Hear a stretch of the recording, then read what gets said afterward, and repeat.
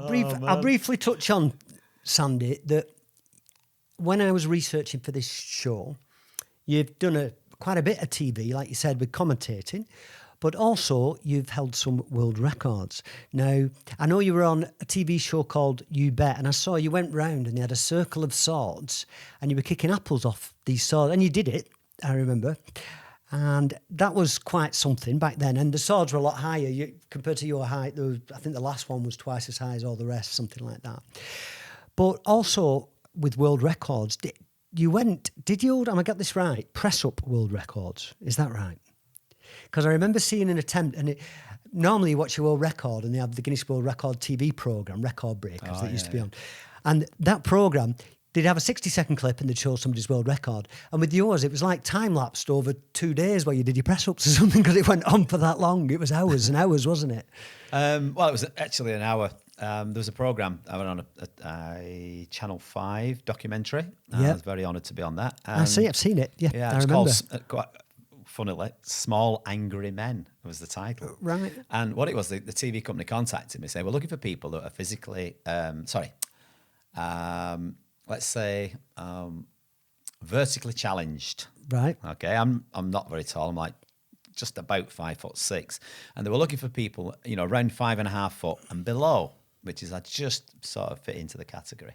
Mm-hmm. And they contacted me and they said, we're looking for people that are vertically challenged that has made them angry, because the small angry man syndrome, as people call it, like small dog syndrome. Yeah. And same with men, isn't it? Or Napoleon complex, they call it as well, don't they? Yeah. So, they said, we believe you do Thai boxing, blah, blah, blah, so you must be angry type of thing. And I said, well, actually, no, I'm not angry. No, exactly. I'm the opposite. Mm. So it didn't fit with what they wanted, but because when they sent a guy up, a researcher came up and did a little video and followed me around Bolton for a few days, doing little bits of snippets. They found it quite interesting, the fact that I'd turned something that was, the bullying thing, and, from being very angry about that, into channeling it into something positive. And they tried everything to try and get me to be angry. Because they had these two other guys on it. One was an ex-military guy who had set up a meeting thing in his in his second room with his wife, and his wife had to do exactly what it was like an office where they both worked together selling double glazing, I think.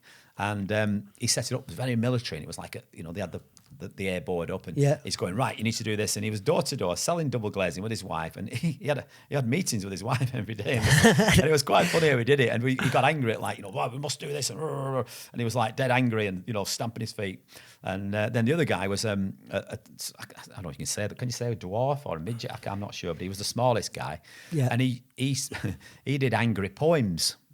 And he's swearing, and he was like cussing and doing all these things, but it was his outlet. Yeah, because he got sick of being called, a dwarf and a midget and a this, that. So he took it out with this. Whereas the other guy, because he was small, he took it out sort of not on his wife per se, but in this room where he had these meetings with just him and his wife, and he'd shout and stomp about, and then there was me kicking, the granny out of a Thai boxing bag in my gym, and then training at 2 and 3 o'clock in the morning and doing crazy things. Yeah. And they found that quite interesting. But I've managed to contain this anger. Or maybe not containing it, but finding a way of expressing it or venting it. Yeah, better, an outlet. Yeah. So that was the Channel 5. That's I did that. But sorry, I've gone off. The press ups, wasn't it? Yeah, but they found out that I held the world title for the most press ups in a minute. Yeah. And they said, which was how many, Sandy? Well, there's two. There's one that's sort of unofficial and one was official. I did one at a show and I did 152 in a minute. Yeah, and there's another one where another one on TV where I do 130. There's the first one I did 132. Yeah. So I think that's the one that went in, but I beat it. But then that one didn't go in, so I don't know. A lot, anyways. So yeah, in a minute. So then everybody knows me. It's called Sandy McPress-ups, and. Some people call it Sandy McChin-ups. I get called all sorts, like Sandy Man Holt, you know what I mean? Sandy McMadman. I get all these daft. Paddy McGuinness? Yeah. Yeah, I love him. Absolutely great. He even calls me Sandy McChin-ups because he actually trained with me for about 6 months, Thai boxing. I used to have him doing chin-ups and he used to hate them, but I got him doing them, and because I used to jump up and do 20, 30, 40, whatever in one go, and he just look at me, oh, you're mad. Yeah. And I said, come on, well, just give me 10, Paddy. And he did them.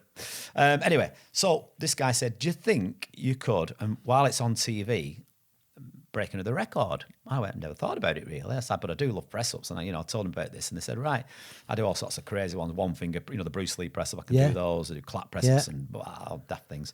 But I was doing currently at the time quite a lot. I was doing somewhere between 1,000 and 5,000 press-ups a week. Somewhere between 5 and 15,000 sit-ups a week. Somewhere between 1,000 and 5,000 squats a week.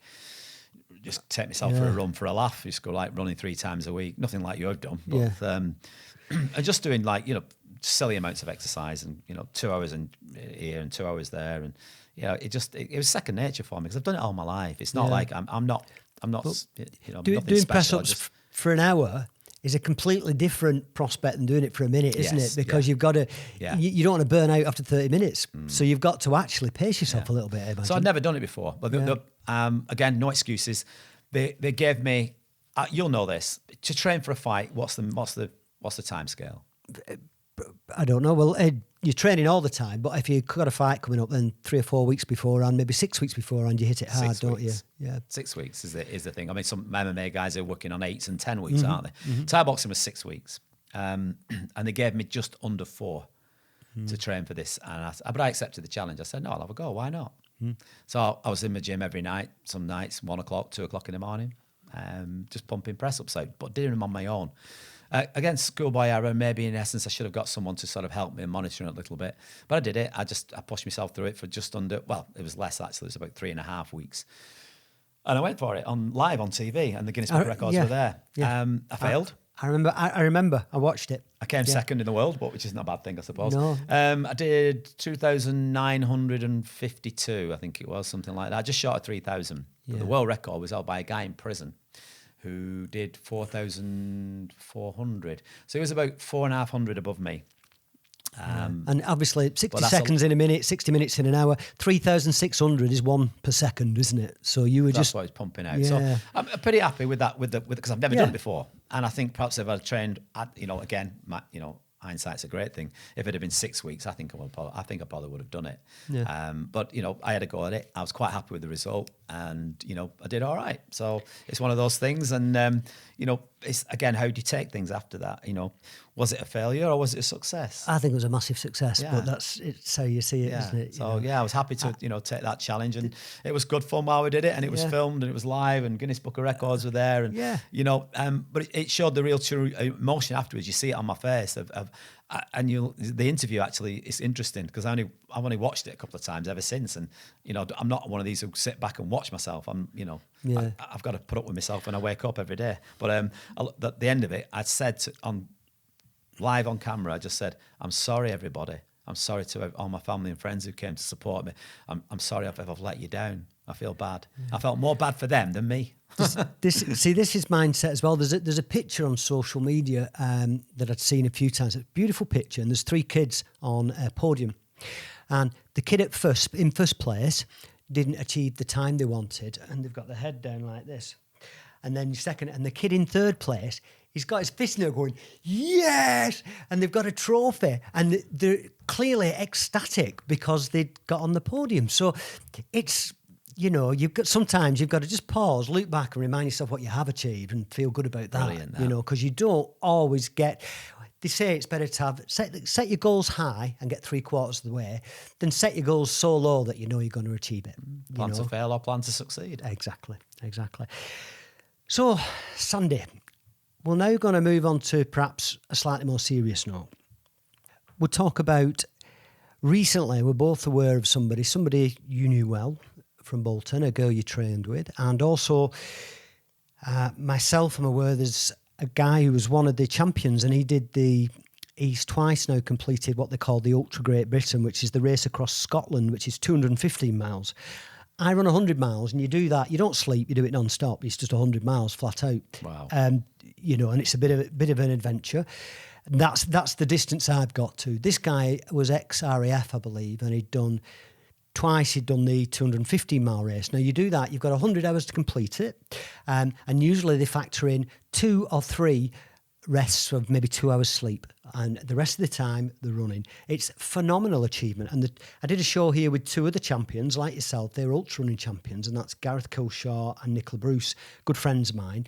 And both of them have attempted, and Nicola succeeded, they've done the Ultra Great Britain as well. They've been on that route. Now, this guy has taken his own life, you know. So the guy who John is called, and this for me is a direct consequence. Now, we were quite careful about this before we started the show. I wanted to make sure this show, I don't want it to be about COVID-19 and about lockdown, but I think it's relevant that we talk about some of the consequences of it and maybe ways that we're dealing with it and how we cope with it. So we know that the consequences of this lockdown, this period, have been a lot of people are living in fear, they're frightened, they're not going outside, they're disconnected from their family and friends, lonely, depressed, and hence we get suicide. And the official figures haven't been released yet, but I read an article about a village in Liverpool.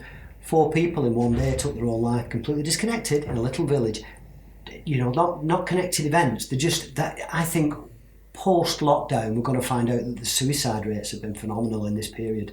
So maybe tell us a little bit. I know this lady was a pole fitness champion, UK champion several times, and she was a friend and a student of yours. Is that right?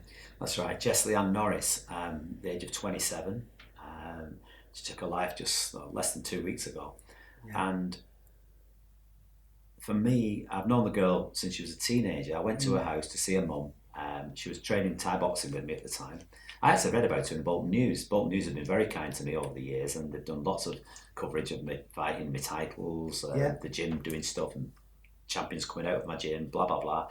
And I read about this article, and it's this girl doing pole fitness. I thought, oh, what's that? I never heard of it. And the statement there is, pole dancing, pole fitness. There's obviously a cross-reference between those two. People think of pole dancing, you just think of some girl spinning around a pole with 6-inch heels on in a lap dancing bar. Yes, of course, but where they learn that skill, because it is a skill. And, it's something you would see in like Circus du Soleil, people doing phenomenal, absolute core strength exercises that are just mind-blowing. People make assumptions. I've seen a few of these routines, and the phenomenal athletes. To do incredible. This, things I couldn't do. Yeah, well, this is what caught me. And I just thought, and she was like, I think she started when she was only about 13 or 14. I met her when she was 15. She was training up to be this pole fitness champion, but she was also the first person to get a studio in Bolton, and she opened JLN, which is her name, Jessie-Ann Norris. And it was in West Orton. Across the old Video World shop, I think it was, or I think a video something it was called. I know what that is. And they live in West Orton. I went up to see her mum because they were putting on a show at this Bolton Town Hall, and they were looking for an MC, someone who could cover it, Master of Ceremonies, they knew that I'd done a little bit of stuff like that, and they said, would you do it? And I said, I'd love to. So I went up, and she told me about the format, because I've never done it. I've only ever done commentating on Thai boxing and kickboxing and MMA shows, and I've emceed a couple of shows. So they said, could you do it? I went, yes, I can. So, Jess, because she's been doing some private Thai boxing sessions with you, this is what, blah, blah, blah, blah. Anyway, what I didn't realise is how it all came about was that she actually had a pole up in the house, in the second room there, like in the living room. And while I was there, the mother said, Jess says you should have a go. I went, I can't do that. Well, I'm a great believer, and everybody who knows me say you cannot say can't. Yeah. Take the T off can't, and what do you got? I can do it. Mm-hmm. I can't do them press-ups. I can't do them kicks. I can't. Yes, you can. I'm going to show you how. I'm going to help you. And we're going to do this together, and we'll do it, and then you will achieve it, and you will walk out feeling happy because you've done it. Take the T off can't. So anyway, she's got me up the pole doing a couple of moves. This one's the scorpion, which is pretty hard to do, but I managed it on the first session.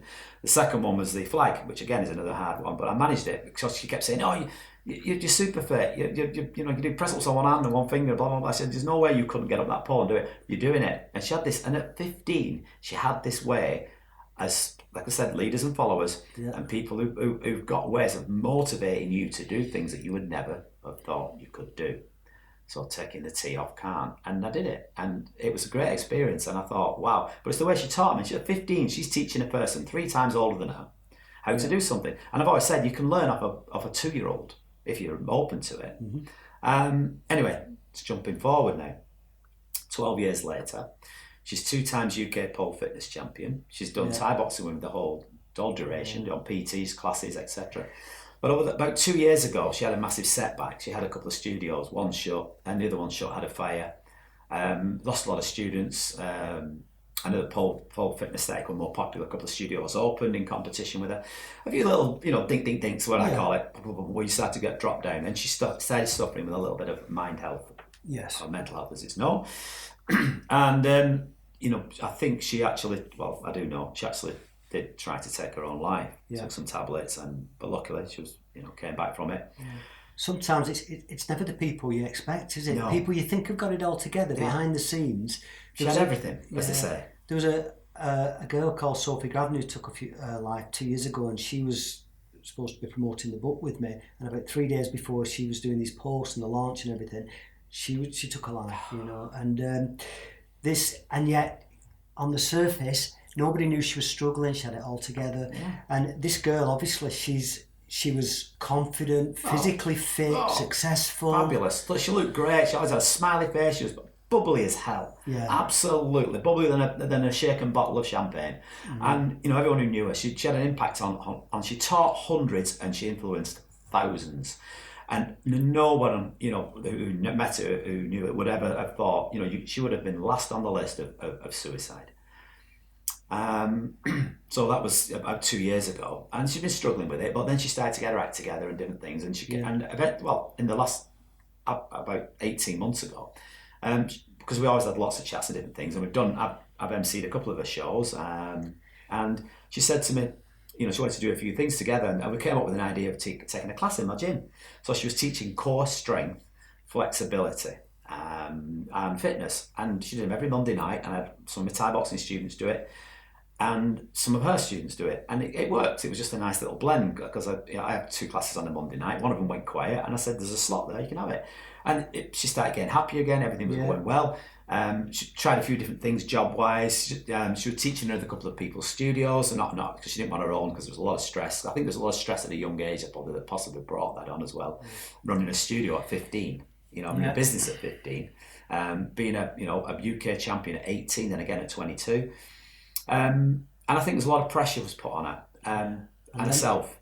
Lockdown came in. Yeah, this is a lot of people that possibly are people person, that people that love being around people, that thrive off that like engaging, are totally isolated. And if they've already got pre-existing, maybe had issues and problems and stuff, it'll see you off. Comes to the top. Yeah. That's what happened basically. You just said it. Excuse me. So what happened then was, I put 5 fingers up here because this is what she had. She had 5 positives in her life, as we all have. Whether it's like if somebody says, you can't go running. You like going eating out, you can't eat out. You like a drink, you can't drink. Mm-hmm. My best friend lives in Wales. You can't drive to Wales. I like to, I love my job. You can't work. Yeah. You like going to the gym. You can't go to the gym. Yeah. Right? And this is what happened. Number 1, Paul is a love of her life. That was shut down, so she couldn't go and teach at those 2 places she was teaching, or even practice herself, because I had a pole in my gym which she could take down, and she came into my gym. She said, "Oksana, can I come in today?" Yeah, of course you can. The gym's open 7 days a week. Come in when you want, and practice. That was a pole was taken from her. Number 1. This is the lockdown. What happened to her? Number 2. My gym shut, which is all the martial arts and all the gyms shut. So Thai boxing went. Well, she was training. She was still training with me up and just prior, literally. Just till prior to lockdown, yeah. So she's doing pole, she's doing Thai boxing, she was going to a gym as well. She does other stuff. She does all sorts of mad flexibility classes, yoga, meditation, all sorts of things. The gym, DW, that was shut down. Boom. Maybe it's 3 strikes. Mm-hmm. Yeah, it's usually 3 strikes and you're out. Yeah. 4th strike was a job. She got a job in a bar in Bolton. Where she was working was a lot of friends went in there. So she was socialising and working. So her social life's now gone, number 4. A job went, number 5. 5 massive down chops to your leg. How many times can you get up? Yeah. And if you, like yourself, I probably twice a year I'll have a drink, right? And I'll have 2 or 3 bottles of cider. Twice a year, and when I do, I wake up the next morning and remember why I don't, because I feel terrible. I get really bad anxiety if I have a drink. And some years I've gone periods where I've gone a full year without a drink at all, but I think last year I drank twice. Yeah. Nothing. Now, a lot of people, if you don't if you don't socialise and you don't go to the pub and drink, then your avenues are restaurants, the gym. I go to the cinema, I go to the gym, I go running. All of those things are taken away from you. Yes. And, you're very isolated. And the normal social circles that most people mix in, if I'm not in those anyway, because I have a very limited social circle that I mix in and I don't go to the pub, I haven't been in a pub in a very long time, I don't go in a pub, then you really depend on the things where, like you say, in the gym, etc. If they're taken away from you, it's hard to function. The thought of I twisted my knee last year and I couldn't go running for about 6 months. I was devastated and I really struggled because it's a massive part. When you're doing an endurance sport, you get about an hour into it, you focus on your breathing, your mind clears, all the knots become untangled, and it becomes meditative, that sport for me. So take that away from it, and meditation alone isn't enough. I need to exercise on a, certainly 3 or 4 times a week. Yeah, mind, body and soul, mind, body and spirit, call it, Yeah. The interesting what you say there, Patrick, is, once you've had something taken from you, it's a massive thing, especially like that with the physical side. You can't do one without the other, and you can't run without the mindset. Yeah, the mindset. Once you've in your head, something that you just take for granted. Getting up, going for a run, it's, and then have that taken from you. It's massive. It completely messes with your psychological thing that's going on. You end up with psychological warfare basically in your mind. Yeah. And you said something there before, and I'm not a massive runner. I've done my achievement, which I'm proud of. I did 2 Bolton marathons. Yeah. Back in the day when the Bolton marathons used to be on, regarded as the toughest marathon in the UK. In fact, I'll just talk about it in 2 seconds. But somebody said to me about running, and they asked me to describe it. Sandy, you're always going for us. You're running everywhere. I don't want as much now. Saying that, I went for a bit of, not very small compared to what you do. We did a 2.5 mile run last night, me and my partner and our little chihuahua, and we ran round both Wayo restaurants. The reservoirs. Lovely, great for the mind, body. We came back. Look, both of us were absolutely buzzing when we came back, and we felt, just great psychological and physiological feeling when we came back, euphoric. Yeah. And I can't explain. This is what I talk about with people doing exercise. Is, you get released with the best drug on the planet, and it's free. Endorphins. Yeah. All the things I love are free. Walking, running, cycling, being outdoors, being in nature. The best things in life are free. Absolutely. Absolutely. Yeah. But I described it. I put running into a very simple little box, little sentence, and I described running as moving meditation. Exactly. Just like I was saying, where you end up focusing on your breath as an endurance sport. You do. It's meditative. Yeah. Every run I've ever done, I've come back from a run with so much clarity. Yeah. Now, if you can't run, for example, then go for a nice long walk. Or cycle if you've got bad knees. I tell people this. I say, I can't run, Sandy, my knees are knackered. Blah, blah, blah. Can I walk? Yeah, but only so far and they start hurting. I'll tell you what, get on a bike. I said, because you've got low ballistics. You've got low impact sports. And you get to see even more because you go further on a bike. Yeah. And how easy is it to pedal on a straight? Yeah. That's as easy. That's easier than walking. You sat on something. And if you're not that Number fit, 2, you get go on down a canal. a hill. Get on a canal and do it. So When if you go up a hill, you've got to come down one. Yeah. And now take your feet. You can take your feet off the pedals and enjoy it. There's always ways and means. I'm outside a little supermarket in Bolton, and I get a little tap on the window, and this lady says, "Hi." I said, "Hello." And she went, "Is Sandy in it?" I said, "Yes." I said, "How can I help you?" And she went, "I knew you was the man." And I said, "Oh, I'm not the man, but what is it I can help you with?" And she went, "Oh," she says, "due to the lockdown," she said, "I put loads of weight on." She says, "But I'm struggling to exercise and I've got rheumatism." I said, "Okay, no problem." I said, "I can give you a couple of tips. I can help you." I said, "Obviously, running's out the question." I said, "But what you can do," something we mentioned before, I said, "if you could get a push bike," I said, "then it's non-ballistic, which means you're putting less pressure on your joints." I said, "That'll be good for you." I said, "But walking, just walk, okay, is a great exercise." I said, "And you can do perhaps a little bit of yoga, a bit of Tai Chi." I said, "Things that will keep your body moving and active." And I said, and a lot of it is as well, I said, is, drink lots of water. I said, and watch what you're eating. I said, a lot of calories people take in. I said, and don't expend them out. I said, so, keep your eye on your food intake. And I said, really, I said, I'm not a supplement person. I said, I'm not a dietitian. I said, but good things for your joints. I said, something that I've took over the years.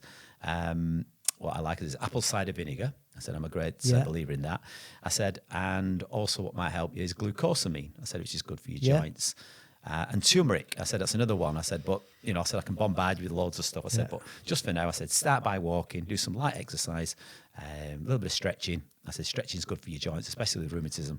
And I hope that helps. And she said, oh, thank you. And she couldn't thank me enough. And I said, hey, it's nothing. She said, I'm sorry to take your time. I said, you haven't took my time up. Yeah. And I was very humbled that somebody would come up and even just ask me. But she made my day while I was making her day, which is something we said before. Yeah. So, it's, you do receive by giving. Yeah, yeah. I've actually, before I did Ironman, I was told I had problems with my knees. I was told I had arthritis. I needed 2 operations on each knee, and that they were staged operations. I was probably wasn't going to be able to walk very well for 12 months, and probably would never run again, never do anything like that. I completely ignored the doctors. And I'm not advising anybody to do this, but that's what I did. And I started running. And I started running more and more and more. And nobody can explain it. I don't have arthritis in my knees anymore. My knees are completely fine now. And I can run ultramarathons and I'm in no pain whatsoever. That tells you that the mind is far more powerful. This is an incredible, miraculous healing machine. If you get this system operating properly, it can do amazing things, even what might be considered miraculous, Well, self-healing, is self-belief. And it's, think of the word that came out, again, it's only a word that's been used in the last 2 or 3 decades, placebo. Yes. They've done studies, haven't they, where they've got a group of 10 people in one room and they said, right, we're going to take away this magic pill. You're going to take this over the next whatever. And then the next room, they give another people with 10 pills. They all think they're getting the magic pill. And they all think they're getting the magic pill. And in 10 of them have just got sugar in them, and 10 of them have got this whatever in, some medication, whatever. And they've gone off and they've done the results and the results have been amazing from that. They've just been taking basically nothing of it. They've led to believe that this tablet does A, B, and C, and they've gone away and done and got A, B, and C out of it, achievement, because the brain's told them that it's working. So placebo is very, very much, to me, it's like a virtual thing that we're doing. What you've done is that you've self-healed. The body heals itself. Our body is constantly doing that. The cells are growing constantly. If you take the tension out of the system, and tension's created by overthinking, you become stressed and you have tension in the system. Now, if you take that out of the system, your body does what it's designed to do, which is heal, repair, and grow. You put tension in the system and resistance in the system, and your body can't do that. And you would, like I say, I can only reiterate, you would be surprised. People who, it's about belief. If you believe you're getting better, whether it's because the treatment's working or whether it's because your mind thinks the treatment's working, it doesn't matter. It's about belief, isn't it? You've got to believe you're getting better. Yeah. Well, stress kills, that's a saying, and it's a true saying, isn't it? Absolutely. And I think I read a paper issued, and it said that basically 85 to 90% of all illness is caused by the mind, and it's either psychosomatic, where you think you're ill and you become ill, or it's a consequence of negative thinking, which has a physical effect on your body. So, for instance, you get insomnia, your immune system doesn't work properly because you're stressed and you're in fear, all these kinds of things. But so, Sandy, we talked about the mental health issues that have possibly been highlighted and raised due to, lockdown. Yourself, with your gym being closed, it's been closed for a while, is that right? Yeah. What I on my radio show, and I try not to give people too much advice, I just tell them what I do, yeah? And I say, that I spend a lot of time in nature. I go outside as much as possible. Even if I can't actually be with somebody who makes me feel good, somebody that I know we bounce off each other, I'll speak to them on the phone. But it's quite important that you put these triggers and these steps in place in your daily routine for your mental health. And the biggest one for me is obviously meditation and yoga, but running.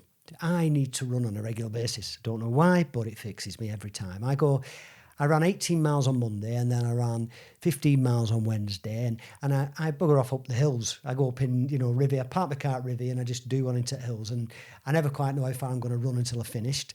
I just go up in the hills. That fixes me. What do you do? What helps you?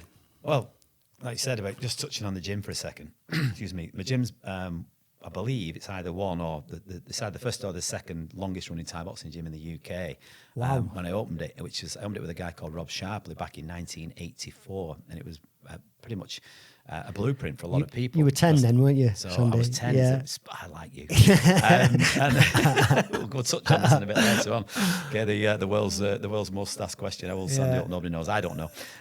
Yeah, and we opened. I started teaching at Bolton Sports Centre in 1983. I started Thai boxing in 1977. And in 84, a dream came true. I opened the first ever full-time Thai boxing gym at Mossfield Mill, Vernon Street, with this Rob Sharpley, who he was the financial backer, really. I sort of did all the teaching. He did the money, and I was paying him back. I was working at Warburton's at the time. Yeah. And I used to pay him. So we basically run the gym at a loss for about 2 to 3 years. And longer than that, like I said, because it took me about 5 years to pay him back for the money he put into to buy the stuff, the boxing ring and all the padded floor. It was ahead of our time, because people back then didn't have punch bags, they didn't have a padded floor, they didn't have a boxing ring. People were just training on mats or wooden floors. It was training in sports centres, so it was a pioneering place. And we're open 7 days a week, and we have been pretty much 7 days a week for the last 30 years. For now, do you have somebody who helps you? So you have I have some instructors. Yeah, I've got a great team of instructors around me. So you have some personal time, some free Yes. time. Because we were saying, like, this podcast, we wanted to do it on a weekday because Saturday's your day. You obviously spend time with your partner. Yeah. And for myself, I go running and stuff. So it's quite important to factor that in, isn't it? Yeah. But 7 days a week I was doing. And, with competitions at weekends, I was fighting myself at weekends. I was doing seminars. I was going around the world with Master Sken, commentating, refereeing, judging, emceeing. I wore about 50 caps. It was, just so many things you had to do. But, I loved doing them. It wasn't a chore at all. Yeah. But anyway, the point I'm saying is that the gym's been open for like 30 plus years, 7 days a week. And it's been shut now for just over 3 months. We've never been shut more than 2 weeks in a full year. We're shut at Christmas and New Year for about 10, 11 days. Yeah. That's the only time we're shut. We're shut the odd bank holiday. So you can probably, counter in for 2 weeks in 52. We're open 50 weeks of the year. And for suddenly now to be shut for just over 3 months is a bit strange. Yeah. And it'll be a lifeline for some people, that gym, because certainly I know from my experience, it's not just about the physical and getting fit, but people go there, there's a camaraderie, you become friends, you get self-confidence, you learn discipline, and it builds a person, it can build a person. Martial arts are a wonderful thing. People assume that because I write about meditation, I'm now peaceful, that maybe I'm anti-MMA martial arts, and not at all, because 90% of the benefit is not fighting somebody in the ring, it's everything else that comes with it. Absolutely. And then the actual fighting in the ring, great, and a bonus, but again, it's done in a controlled manner, it's discipline, there's respect. If you get angry, you go in a fight and you get angry and lose your temper, you'll lose. You're going to lose. You've got to be disciplined. Yeah. We used to train when we did MMA, we'd throttle each other, we'd put a rear naked choke on and around our neck, and we had to learn to pass out without losing control, staying calm, because there are a lot of things you can do when you're being strangled, when you have a rear naked choke. If you panic or you get angry or flustered or anything, you'll just do this and you'll pass out. But if you take your time and think, okay, I've got about 12 seconds, I'm going out, and in those 12 seconds, you stay calm, you can actually, you can get out of it. So we had to learn to discipline, staying calm under pressure. There's 100 lessons you'll get when you go to a martial arts gym. That's a big thing. I mean, at the moment that I feel frustrated about. I'm not frustrated about many things. One thing I feel this country is lacking is self-discipline.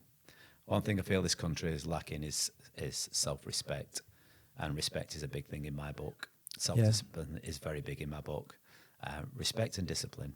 So why we're seeing now is so much trash thrown on the floor, and people have these raves and, the beaches and stuff and these beauty spots. When you go running, you'll know what I'm talking about. I'm sick of seeing those little silver canisters around that people are leaving. Drugs. I didn't know, for a long time, I thought, because I have those, or they're not actually those, but similar, and if you get a puncture on your bike now, you don't have a pump or anything like that. You have these little gas canisters, and when you get a puncture, you can patch it up or put a new tyre on. I have on my bike, on my my road bike, and you just pump it up with a little gas canister. That's how they do it. So I thought, my God, there's a lot of people getting punches up Rivy at the minute, and it's not. It's this NOS gas, is it? Nitrous oxide, and they're breathing that in. They're frying the brains. Yeah. I've never tried it. Drugs, drugs fry your brains. I've said this all my life, and I'll always say it. People know how anti-drugs I am and anti-alcohol and anti-smoking. They say, Sandy, have you got any enjoyments in your life? You sound really boring. Do I look boring? I can do it without those things, and it doesn't make me better than you or any single person on this planet just because I don't do them. And it doesn't mean I say I'm going to live longer than anybody else. But I just, moderation is obviously the Massive, key word, isn't it? Yeah. But yeah, you asked me, I'll jump back to what I like to do since my gym shot. What I touched on before, my partner, she's a nurse, and she's a caring nurse. She broke down in bits when Jess died because she spent about 6 years doing pole with her. She did Thai boxing. She does Thai boxing with me. She does pole. She keeps herself active, and she is a real nurse. She's one of them who actually cares for her patients. She'll come home and she's affected every day by who she's seen. She has what's called patient confidentiality. I could know you if I say I've known you 10 years, for example, and she was looking after you, she wouldn't tell me. She's not allowed to. But she could say, this gentleman has got this thing, and I'm doing this for them, and I'm trying to help them with this, and I've done that, and they're doing this, and they're doing that. And she loves walking, and we've got this little chihuahua, which is as fit as us, if not fitter. I imagine him wearing like a multicoloured coat with a little Mohican. Well, I'm looking on that. She's this big. She's a long-haired chihuahua. She's beautiful. I've no kids, so I suppose you could say it's like our kid. And she comes on all these walks. She's done Snowdon with us at 6 months old. We're trying to do the three ice mountains in the UK, so we're going to, hopefully this year, we're going to do the third one, which we haven't done. Is that like, I've done the three peaks, is it the same? I've done like Snowdon, Scaffold Pike and Ben Nevis in 24 hours. Yeah, so we're not doing it in a set time. Haley's not, she's not competitive in that way. She just loves the actual doing it. Whereas for me, I'm all about like, how long was that? How time was that? How fast that? I'm like, I'm a little bit anal with that. I'm like, that's 28 minutes, 0.6 seconds. I time everything, me, and I measure everything. I can tell you what I did 25 years ago on a Tuesday. That I did 1,700 press-ups, I did 1,500 sit-ups, I did 2,300 squats, I did a 3-mile run in 22 minutes. I've got it all logged. I've got diaries full for every single year of my life with how many exercises I've done. That's why you keep your mobile phones, is it, as well? You're sort of nostalgic in some way and keep a record. Yeah, keep a record of everything. Because you can see whether you've improved or not. And weirdly, the stuff I can't do now that I used to be able to do, some of the kicks I can't do, like I used to be able to jump up and, as you said, kicking them on your bet TV and did that challenge. I kicked an apple off a sword about something like 12, 13 feet, I think it was. I don't know. I can't quite jump that high now. But the difference is I'm stronger now in certain areas and I'm fitter in certain areas, which is weird. Because you think like as you get older, you think that. And that's an excuse. I can't stand what people say. Well, I've put a lot of weight on now because I'm older. That's rubbish. I'm the same weight as I was 25 years ago. So, it's about maintaining yourself. And I can do stuff now. I can do more things now than I could 25 years ago, weirdly. And there's some things I can't do as well. Yeah. But there's things I can do better. It's learning to embrace the things you can. Focus on that. Adjust, improvise, and there's always a way. But again, jumping back to what you asked me, we love going for long walks. We did 10 miles just only a few days ago. Then we did the 2.5 mile run. We've bought bikes. We go out biking now, which has opened a new avenue of things for us. It's something I wanted to do. It's finding something you can do together, isn't it, as well? Nature. Love nature. We saw a deer while I was out. We just stopped and froze and just relaxed and watched this deer for like 30 seconds. And it was the feeling. It's euphoric. It's phenomenal. Absolutely, Sandy. I say, remember we're talking about the environment, and if you're in a room with 100 people laughing, and you're in a room with in a war zone, you'll be traumatized and probably have PTSD and problems. So your environment affects you. If you immerse yourself in a perfect system that works in harmony, where everything is symbiotic and there's no resistance, everything just is in the fully present, because we're the only creatures, the sentient beings on this planet that aren't fully present. Everything else is just doing its job. We get confused because we can't remember what our job is, and it's just to be, experience love and joy. And if you put yourself in that system, in nature, I challenge anybody to spend more than an hour in nature, in a forest or something, and not start to feel blissful. It's beautiful. And the energy from trees, plants, streams, everything, it just, this beautiful energy washes Mother over nature, you.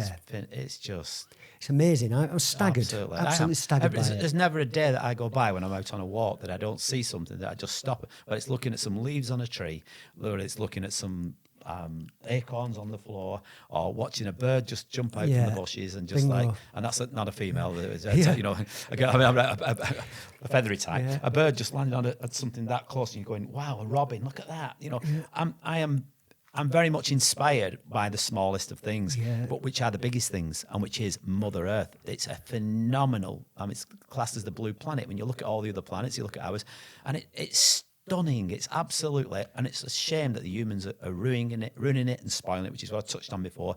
Yeah. You've seen people throwing trash out the windows. I can't stand McDonald's. Don't get me on the subject. McDonald's wrappers and the thing, up on the moors, and you see stuff, and you're looking at it, and you're like, why would you throw that on the floor? Yeah. You took that rubbish. Take your rubbish home with you. And I just think, there's an education system here that's lacking.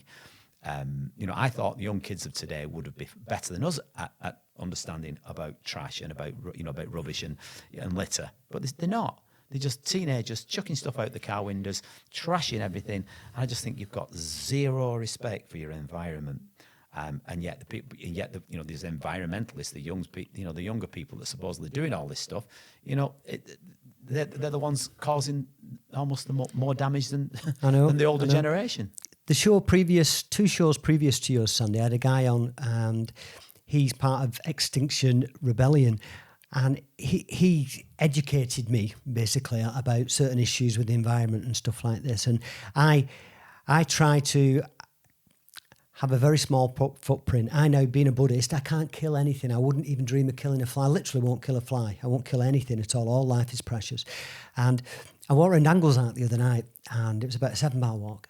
And I'll run, but I'll still have a walk in the evenings and stuff. And there was 7 butterflies swirling around like this, and they come round my head like this. And for the entire length of this field, which took me about 5 or 6 minutes to walk, I had 7 butterflies just going round my head like this. And I just took my breath away. It was beautiful, Wow. Yeah. So I still have moments like, I think when you're in bliss, when you're fully present in the moment, when you're just experiencing joy and you're in nature, when you emit that frequency that matches the rest of nature, which isn't a stress frequency, which hasn't got resistance in it, and tension and anger, when you take all that away and you match that frequency, and it comes to say hello, and you'll get a bird land on your arm, or you'll get butterflies around your head and stuff. And things like that happen to me quite frequently. And like you say, I saw a deer last week as well. Yeah, what do people say? For example, dogs, right? And you can look at a dog and see 2 things. 1, you want to go and stroke it, or 2, you're scared it's going to bite you. Which is like the cliff thing that you mentioned, yeah? Yeah. It's have that feeling to go to that dog to stroke it, or do you go to that dog for it to bite you? And it knows. And it can do either. And it can make you feel good to stroke it, and it feels good to being petted back. But it's how they will everyone knows this. They always say dogs can sense fear. Yeah. If you're scared, and they will sense that, and then maybe it's like an alpha male thing. If it's a male, and it might go for you and stuff. Yeah, because you're omitting that feeling. Yeah. So if you're omitting a feeling of, like you said, of like you're in nature, and then butterfly, that must have been an amazing experience. I've never had that. Yeah. I've had a butterfly land on me, never 7 or 5. Wow, yeah. I've been like... This is like 3-4 nights ago. It was beautiful. I've been blown away. Yeah, yeah. But I could just sit. My partner always sits in front of water and just stares at it. She just sits down. If we've been for a walk, she'll sit down. She just sits there and relaxes and just looks out to the water and just has a moment. And that's her moment. And I've got photographs of her. We've been together just celebrated our 9th year anniversary. And I've got photographs from 9 years ago, and she was just sat in front of some water. And she did it again just the other day on one of the little reservoirs up here. And I just looked and I just took a picture from back here. And I just thought, she loves nature. She loves being around water. She loves around animals. She's like you. She's not Buddhist, but I say I'm not Buddhist. I'm not religious, but she will not. She actually said to me, Sandy, I am not killing that fly. She even says, when I say she won't kill a fly, she won't kill a fly. Spiders, she doesn't like them. No. She doesn't hate them. Doesn't super fear them, but she doesn't like them in a room. They upset her a little bit. She says, and because she knows, because I like spiders, I said, you shouldn't kill spiders. I said, because flies carry disease. I says, and you've more chance of getting an illness from a fly than you are a spider. And so I will remove the spider, not kill it. So ladies, if you're listening out there, don't kill. They all don't want to kill spiders. Women, stop it. Stop it. Right? I think they're beautiful. I'll let them even They spin away. protect you. Yeah. Spiders protect. They don't kill you. How can something that big? I said, if you had an alligator crawling around your bedroom, or a tiger, or you know what I mean, or a 20-foot python, then maybe you should have some fear in your mind and your heart. But if it's just a small itsy bitsy spider, let it out, let it go and live somewhere else. It's not going to last that long. I think with dogs, if you imagine a human being and if one of your senses is removed, so for instance, you don't have the gift of sight, the other senses become heightened and you become much more gifted with touch and hearing, for example. Well, with the dog, they don't have the gift of communication by language. They bark, but they don't communicate. So they then, a lot of animals, including horses and dogs, the ability to sense other people's energy is heightened because, they don't have that ability to communicate. And a dog, for years, I was angry. And I couldn't go near a dog because dogs freaked out when I went anywhere near them. The second I became peaceful inside and learned to manage myself and started to meditate, I can go near any dog and usually they just run up to me, and it was a massive transformation. That, yeah, incredible. So, Sandy, I've still got lots of things I want to talk about. Unfortunately, we're this show now at present is probably going to be a couple of hours long as it stands. So I'm going to wrap things up. There's just a couple of topics I wanted to talk to you about. And one is, firstly, when I did my research for this show, which I was going to mention, on IMBD, I thought Sandy the Man Holt had actually done some movies as well. But it turns out it's a lady. There's a female actress called Sandy Holt, and she's passed away now. But I started to think you were a movie star as well, but not yet. And I do think with your Sandyisms that maybe a book is something that... Do you know, that's your free... Because... How weird's that? What does that say there on my notes? A book. It's one of my ambitions. That's weird. You've read my right. mind. Well, this is another conversation we need to have because I've been through the process and it's not as straightforward as people think. And there's a few, you think you've written the book, you cracked it. That's half the battle. It's then what you do. But I could certainly give you a lot of advice and, if that's something you're looking at and how you... Yeah, but I think there's definitely this, everybody's got a book in them, but not everybody actually, you might think you have a book in them, but actually producing it and putting the effort and time in and the focus to have the end product, I think definitely this is something you should do, my opinion. I've seen quite a few pictures of you on the internet and with quite a few famous people. And I didn't know all the names. I recognise most of them. There's an Irish boxer. There's a picture of you on the internet if you search. He's an Irish boxer, a massive guy. And he's a heavyweight boxer, I think. Oh yeah, it was called the White Tyson or something. Yes. What's his name? It's Paddy something. Yeah, I'd read about him before. Got a picture of him in the gym with him. Yeah. Yeah, and I've seen a picture. And then there's a couple of other boxers I'd seen you in and stuff. But Sugar Ray Leonard. Yeah, yes, that was it. Sugar Ray Leonard. Yeah, yes. I've got a story with that if you want that. Go for it. Go for it. A former ex-girlfriend of mine, a good friend called Carla, and she was one who's very Bolton girl. Decided to get out there, and she lived in Australia. She's lived in America, and she actually dated Sugar Ray Leonard. What? Right. Yeah, and she brought him over to do a couple of seminars, and she rang me up out of the blue, and she said. She was a dancer, and that's how I met. We both used to do dance competitions together. And that's another trait which I used to... I can't believe I've not touched on Northern Soul with you. Oh, we'll have to do a part 2 if you'd have me back. But I think we're going to have to because I'd forgotten all about that aspect. I can't believe I forgot about that. I'd seen you on TV and you were dancing on TV doing splits and spinning round and everything else, weren't you? Yeah, so it's just another side, but anyway, I think that I used to do. But yeah, anyway, so she rings me up, says, Sandy, I've got somebody that you might want to meet. And I said, right, okay. And he wants to meet you. And I went, right. And she said, I'm in Manchester tomorrow. And we're going to be staying at the, I forget what it's called, Renaissance or something. Yeah. And she says, come over. And she goes, he wants to meet you. I've told him all about you, blah, blah, blah, blah, blah. And I said, right, okay. Sugar Ray Leonard. I said, wants to meet me? Are you having a laugh? I said, don't want to meet. She went, he does. So anyway, I went there and I spent 2 hours in the hotel and was in this bar restaurant area. And he got talking about me Thai boxing, and then he got talking about me press ups because obviously the record I'd done and he asked me to perform some press ups for him, which I did. Yeah. And he then asked me a question which I'd never been asked before, and he said, "Could I do a press up with him on my back?" And I went, Now, he said, I'm currently, and they do it in pounds, don't the Americans? Yeah. He says, I'm weighing 175 pounds. He says, can you carry me? Can you do a press up with me on your back? I said, I'll have a go. So he basically knelt on my back, and I've got a picture somewhere. And I'd managed, I think, was about 2 press ups with him on my back, and he was like blown away. But his son was with him. So I had a couple of pictures with him, and I had like 2 hours just sat with him and her and his son, just the 4 of us. Yeah. And I had 2 hours with an absolute legend. Yeah, exactly. So I've been very fortunate. And a nice man, I believe, as well. Beautiful man. Yeah, really nice, and they always are. So I've been very, very blessed to meet some famous people, and I've always found that the professional people, by the true name and nature of professional people, are professional, and they're very nice. They're very humble, and they become successful, I think, because they are. They are professional and they are like that. So it's nice to meet, to get the chance to meet these people, and some of your heroes, the people that you watch on telly and films. And I did actually get to be in a movie, but I wasn't.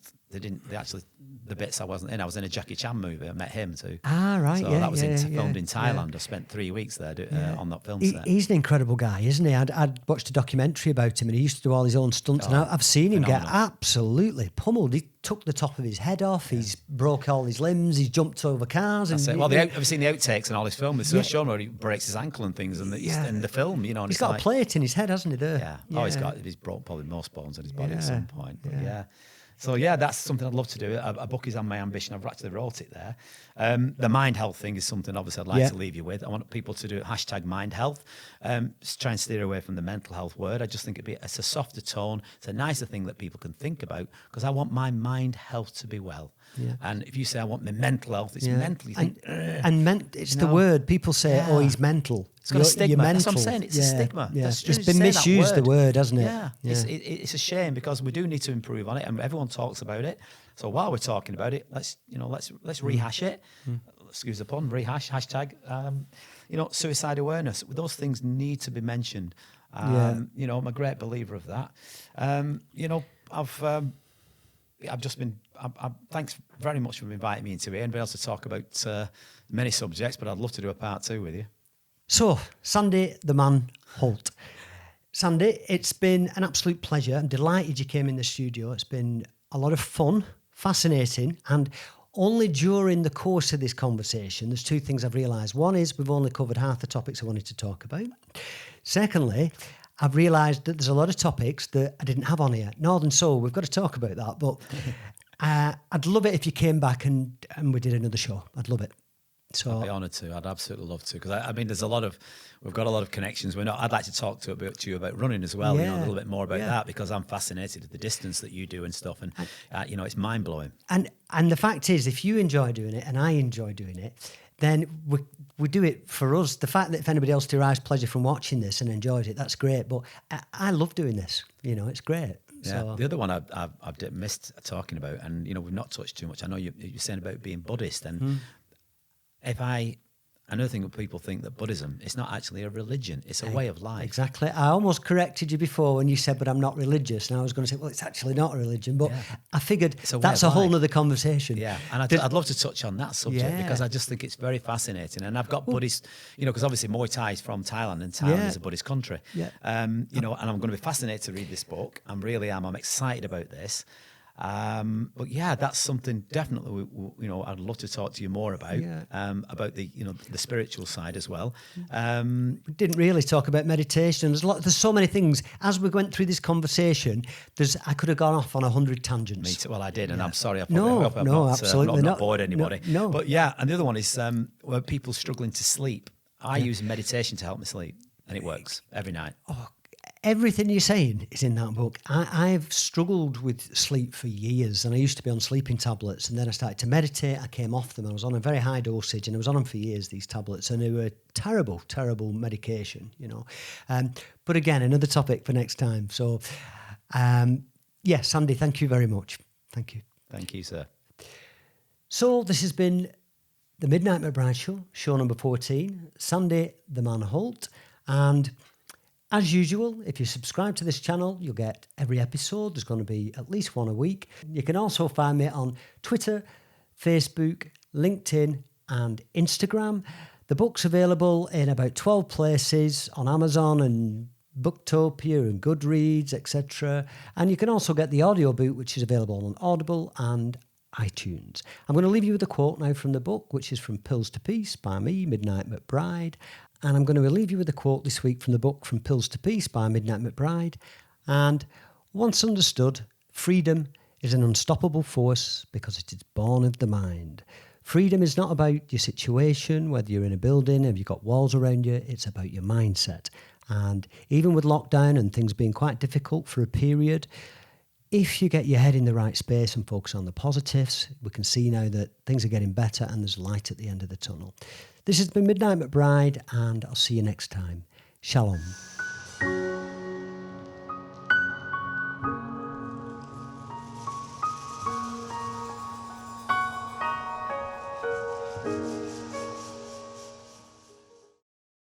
What's best here is just talking about philosophies in life, because your Sandyisms, they're all the same. They're all the same. Yeah. You're a Buddhist philosopher and you don't know it. That's very much it. I mean, I haven't studied Buddhism, I haven't done, but I've been to Thailand. Well, that's what's Thai. So when you're actually walking in Buddhism.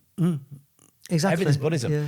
I respect. It's one I of these spent things a I've month said in to him, Thailand. when in Rome almost, but when in Thailand, I walk round. Yeah, I smile at people, which is called the land of smiles. Why? Why is everyone so happy in Thailand? Why is no one stressed? Right? Because every bowl of rice they get, yeah, they were happy to give you the last bowl of rice if you're more hungry than them. And if you adopt that philosophy, you'll never go hungry, because there'll always somebody will have a bowl of rice for you. Exactly. Because it's like pay forward. Yeah. So, and I've seen that on a daily. I've been to Thailand 20 times. Yeah, and I first went in 1984. So I've witnessed I don't just, I can't stand going to the Blackpool side of it. I get out, I go out, and I've stayed in villages where there's only one person spoke English, and that was my partner's wife, and she was our translator. Not one person spoke English, and we were living on the land, off the land. And it was amazing. And so I've seen Thai culture from the start, from the grassroots. I've been blessed by monks. I've been in the monks' chapel. I never go past a Buddhist thing without bowing and saluting and sawadiing them. Monks walk past. I move to the side. I bow. I lower my head. Just watching the way Buddhists behave, and I just wish everyone had a bit of Buddhism in them. I really do, because. It's just like, unfortunately, people, when you say religion, and I go, it's not a religion. It's a way of life. Yeah. It's an ideology, philosophy. It's fantastic. Yeah. Phenomenal. It's a system to find inner peace. Yeah. It's half my age, right? But she's a nurse. But there's a lot of things why we connect and why we really do get on. I mean, that 10-mile walk we did just 2 nights ago, we didn't stop talking from start. Thing, and yet we've been with each other 10 years. We've been together officially 9 years, but we've known each other for 10. And like, how can you talk for 10 miles or whatever? I don't know how it took us, 2 hours, 3 hours, whatever. And have things not, to say to each other. The only way that works, if you were just regurgitating, I've done this and I've done that, and I had an ego, you'd run out of things to say. If you're fully present and just, this is how I feel, and expressing yourself, and it's present, you're actually sharing your emotions and feelings in that moment. You've got eternity to talk. You'll always have something to talk about, because every moment's different from the previous.